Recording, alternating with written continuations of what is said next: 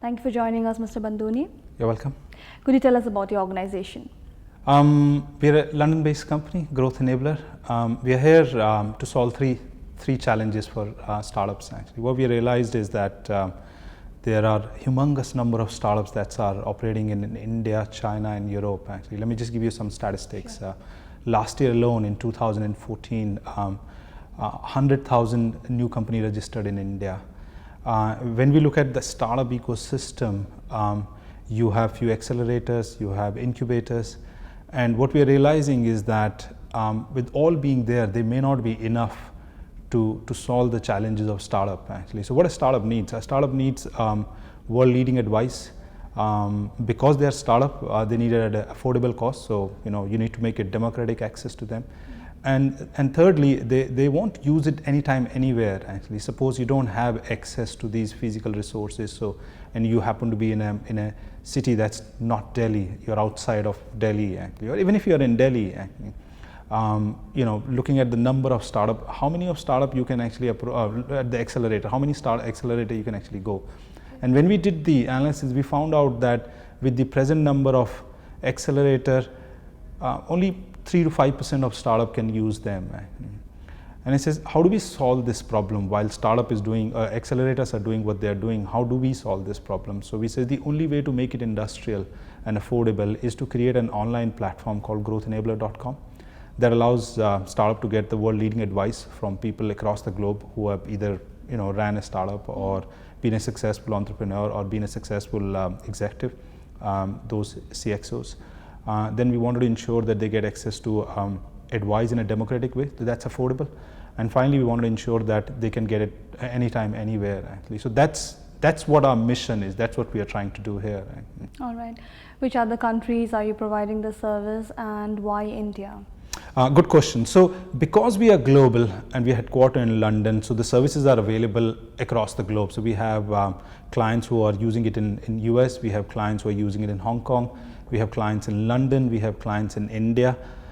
So the platform allows to use it anywhere, as I said. Right? Now, why India? Actually? And I think whenever I look at startup, whenever I look at any challenge, I think timing is very important. And when I look at timing, I think this is the right time for India, okay? Primarily because if you look at other countries like US, UK, those are matured economies.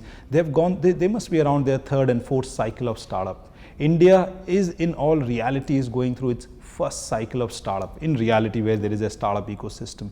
And there is a lot more requirement and expectation a startup has in this environment actually. Like if I give you a global statistics, the Harvard Business Review says 80% of startups fail, right? Those who start in around less than 18 months of their starting date actually.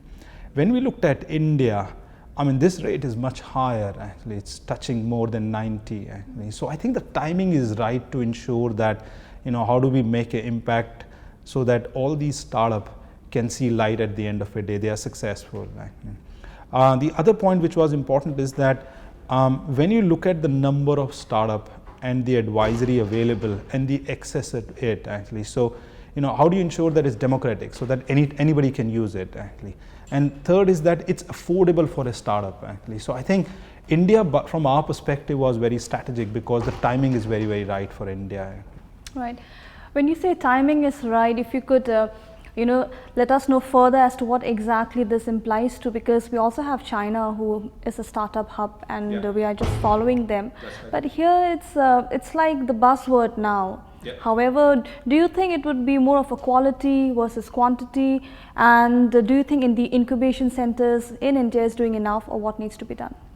Okay, so let me just break down this question in terms of why India, and then you compared it with China actually. So I'll give you the same figure. The last year, Ministry of Corporate Affairs said that 100,000 startups started in 100,000 companies registered in India. The same figure in China is 1.9 million. So I don't think it's about quantity actually. I think there is an opportunity for us to have more and more startup actually. I think if you look at India 100,000 and China 1.9 million, I personally feel that there is a lot of growth, and that growth has to happen actually. Now that growth will happen primarily on a couple of things actually. First is that there is more startup being successful actually. So I think the quality is very important. For an example, if I look at Israel infrastructure and ecosystem, they have far more successful startup than India has actually. But the number of startup from China, from Israel are not that many as India has actually. So I think the quality level has to go up. Now, how do you add to that quality level actually? So let me just add the question. You said our incubators are doing enough. Yeah, absolutely, they are doing enough actually, because I mean, if you looked at, there are around 170 accelerator incubator all put together in India. And if you look at average incubator accelerator handling 20 to 30 startup in one session, so maybe 50 to 60 actually. So they'll probably be able to make an impact on 5,000 to 6,000 startup, right? That's if you look at give and take actually with an average actually. But what happens to balance 95,000 startup actually, or the companies which has started? Where do they go? Okay. Also, when you look at startup, I think the buzz is more in and around tech startup actually. So what if it's a non-tech startup actually? So who does the advisory for that actually? And who's taking care of them actually? So first is I think the startup has to be across all frames, all walks of life, that it's a tech startup, it can be a restaurant, it can be a manufacturing company, and they should be get equal access in terms of how to grow their startup. Now, I'm very happy what incubators are doing, but they're limited by their physical presence, location, and the size actually. So how do you solve this problem when you need to make industrial impact actually? Like, so, if the acceleration happens at a faster pace and we get, say, 500,000 startup, new company registering in Ministry of Corporate Affairs, then how do you handle this challenge? So the only way to handle is to create a platform that's online, also advise that's world leading, and ensure that people can access it anytime, anywhere.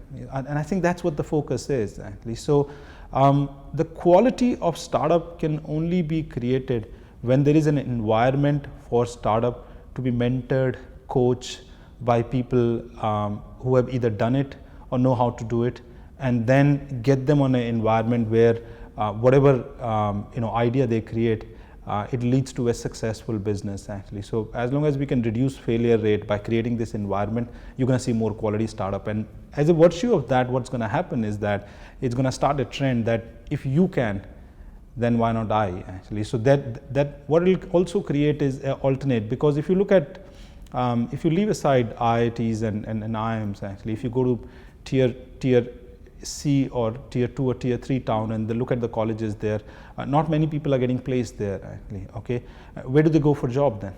Okay, I don't think they are also thinking about how do they look at alternate career of entrepreneurship actually, because we are just in the process of talking to Uttaranchal University for exactly same thing, where we'll be running entrepreneurship courses for them and communication actually.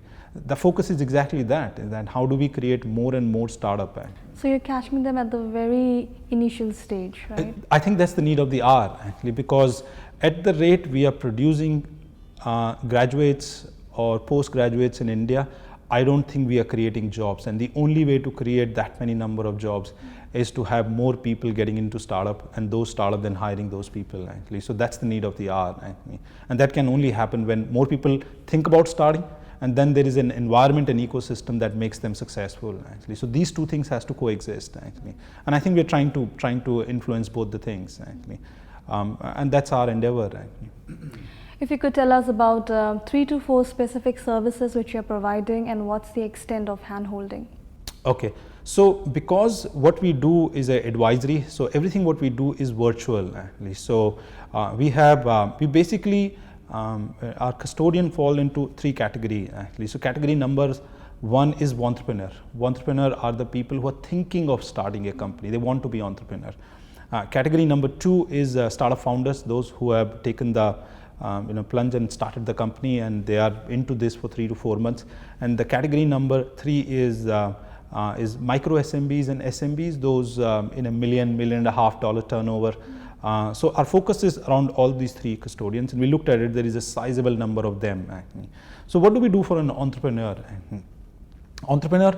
So let me just say how we are ensuring that it's a affordable, democratic, anytime, anywhere. So if you're an entrepreneur, suppose you're in the final year student in any college, say in Dehradun or Chhattisgarh or in Delhi, anywhere, and you have an idea. Now, you're not sure how to convert that idea into a business. So what do you do then? Okay, so we have courses around which gives you, it's a 3-month short, advisory course, which you, subscribe to it. As a virtue of it, you can go to our website. We have a YouTube channel where we have recorded webinars. You get access to that. So one of them is how to convert your idea into a business, actually. And we have just broken down into a simple 7-step process that when you have an idea, how do you ensure that it's a viable business, actually, before you, decide not to accept an offer and get into it, actually. So that's for an entrepreneur, actually. If you have created it, then how do you raise a seed fund, actually? Okay, so there is a step-by-step process to ensure that you are able to create. We have toolkits, playbook. Those playbook ensures that you are able to download them, you are able to fill it them. The other thing what we do is a simple thing called assessment, actually, where you are and where you need to be, both personally and professionally. So we do those assessment. Those people can then use that assessment. Then say, okay, in a scale of 1 to 10, you are here. And to be a successful entrepreneur who should be able to raise seed capital, you need to be at this stage. So here are the things you need to go through to get ready. And then finally, if you look at, so these are some of the things for the entrepreneur. If you look at startup founders has typically either collected a seed fund or they have done a bootstrapping and they are now ready, they have a minimum viable product and they are now ready for a big gig where they want to raise a sizable seed investment. So what basically we want to understand is that have you validated what you're doing, actually? Do you have a bit of traction, actually? Because these are some of the things what an investor is going to ask you, actually. So get them prepared to get ready for investor. Also what happens is that when a startup starts, he wants to be in every places, actually. So create that niche, micro niche, how to create your irresistible value proposition, actually. We have a very interesting thing. What we are doing is, we call it key decision matrix, actually, okay. We have currently created a 12 key decision matrix, and what it does is we are enabling any startup founder or entrepreneur or SMB CEO to take decisions. And to take decisions, basically you need to have 5 C's working in your favor, actually. We call it competence, confidence, clarity of purpose, communication, and competence, confidence, capability, clarity, and communication, actually. Once you have this thing sorted out, actually, it's easier for you to take your decisions. Everything what we are doing in 12 decisions, whether you're creating an irresistible value proposition or your investor deck or grow global or hiring or business model canvas, is to ensure that your 5 C's are clear, actually. That allows you to take those decisions. So our job is to advise them in such a way, enable them so that their confidence goes up, their capability goes up, their competence goes up, they have a clarity of purpose, actually. They are able to effectively communicate and basically achieve what they're trying to achieve, actually, whether they have to win their first customer, whether they have to articulate their value proposition that's irresistible, whether they have to hire a great team, actually, or simple thing, raising investment, actually. So some of these things would be focused on, actually, and it's all revolves around helping them or enabling them to make those decisions around those 12 key decision matrix. Great. What has been the trend here? Because here in India we see that all startups are the axis being e-commerce and e-tailing. So apart from e-commerce and e-tailing, any other sector where you see startups? Lot. So I'm seeing 3D is another sector where I'm seeing met a couple of startups who are working on. The other startup I'm looking at is big data. Okay, big data is another big thing, right? So if you look at top challenges, recent surveys, top challenges faced in the industry. One is security, another one is big data. So I'm seeing security startups who are coming in. I'm seeing big data startups who are coming in. The interesting trend I'm seeing is that because if you look at it, even in e-tailing, and if you look at it, the pervasiveness of our mobile infrastructure and internet, you'll realize that the pervasiveness is limited to people who can transact in English. So I'm seeing a new band of startup. One we are working with, it's called Anand Computing, actually. So what they have done is that if you have any app or any website, and specifically app, they'll be able to convert it into any vernacular language in India actually. So what it does is that, because if you look at it, if you look at any statistics now, the next series of growth in terms of acquiring customer, even in e-commerce, is going to happen with people who don't speak English actually, or tier 2 or tier 3 or villages actually. Right. Those people, those people don't even speak English. They can't even operate mobile phones. So for them, moving into smartphone doesn't mean anything has changed actually. They can still pick up the call and disconnect the call. So how do you enable them to take the advantage of those smartphone actually? So there are 2 companies we are working very closely in and around that actually. Then we have one more company called FitTicket. FitTicket is like a it's into healthcare, and you access all these gyms. But the problem we see is that when I subscribe to one gym, I only use it actually. How about I want to go to a couple of gym and use the infrastructure there, because I want to do yoga, I want to do Zumba, I want to do spinning classes, but it's not happening in my gym. What if you have a currency that you can use in any of the gyms actually? So FitTicket has created that, so that's another thing we are seeing. There's another company called My Dietist.